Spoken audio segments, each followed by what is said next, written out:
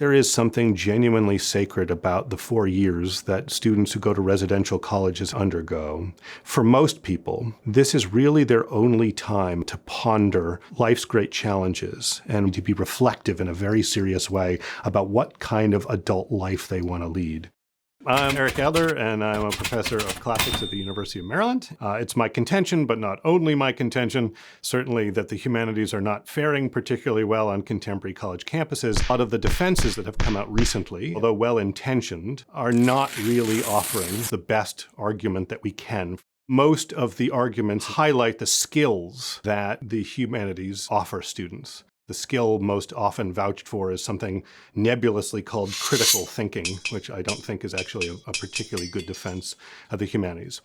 The humanistic tradition began in some senses with Cicero. He is the formative theorist of the humanistic tradition, at least as it comes down to us from antiquity. He was a statesman and orator and philosopher in the 1st century BC who was really concerned about the future of the Roman Republic. So he comes up with this very Greek-inspired conception of elite Roman education that is going to focus on all sorts of non-vocational subjects, so kind of liberal arts subjects, liberal in the sense of free, that are attuned to higher ideals that can instill this quality of humanitas or humaneness in those who are receiving this sort of education, with the hopes that such people would be more interested in acting in a selfless manner to try to save the state in a time of peril.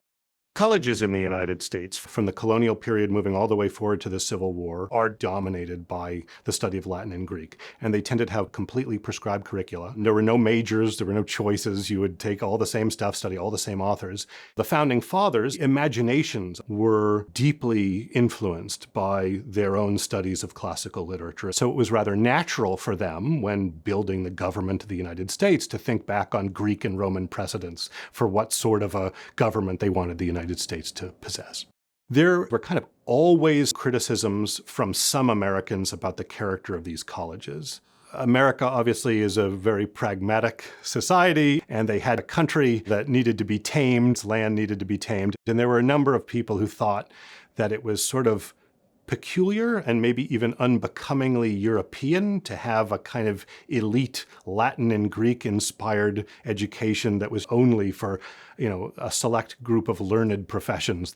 This comes to be more controversial as you get into the 19th century, and America begins to industrialize, especially with the presidency of Andrew Jackson, becomes more populist, and is less in the hands of, the John Adams type, the aristocratic yeoman, classically educated farmer. Going along with that is all these scientific advances, the kind of burgeoning of the social sciences, and a number of people thinking, why should the sciences play such a small role in the education of Americans given their potentially vocational importance as well?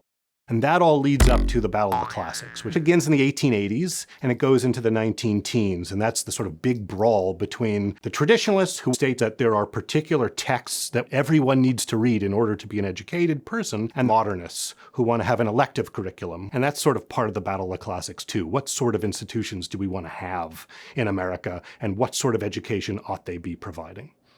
There were a number of arguments that were made from those who were supportive of the continuation of classics dominating the college curriculum. And a number of people saw that this was going to be a tough fight, and that in some ways there was something countercultural about trying to maintain a vision of education increasingly out of step with a more democratic and industrializing country. The argument that dominated the traditionalistic defenses of the classics in that era was mental discipline. The idea that Latin and Greek needed to stay central parts of the college curriculum because they were harder. They were just tougher on your brain, and therefore they were the most fitting ways to get you to be a smarter person. One of the problems is they didn't really have any proof that that was true, that studying Latin and Greek was harder than German or chemistry. The second problem is their opponents are largely social scientists, and social scientists can test empirically which subjects end up having the best effect on your brain. So instead, they ceded the ground of education's value to their opponents, and they lost.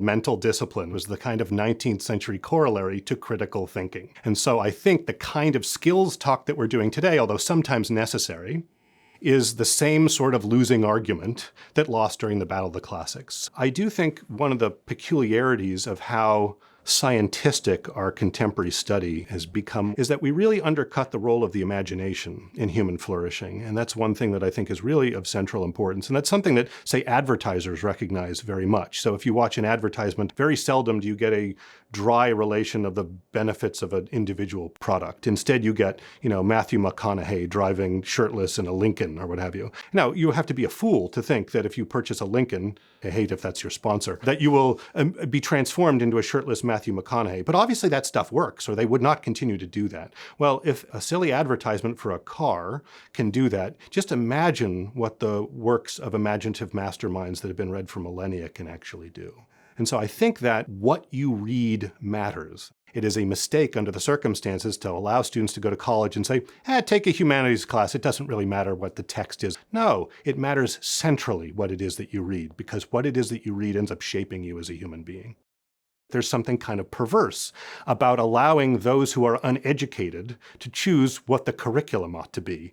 For millennia, there have been people who have been thinking about these particular texts, and they've been canonical for providing the most profound reflections on the human condition. Again, what you read matters and shouldn't just be whatever floats your boat, or in the case of contemporary colleges, what doesn't meet on Friday, or what doesn't make you wake up at 9 a.m.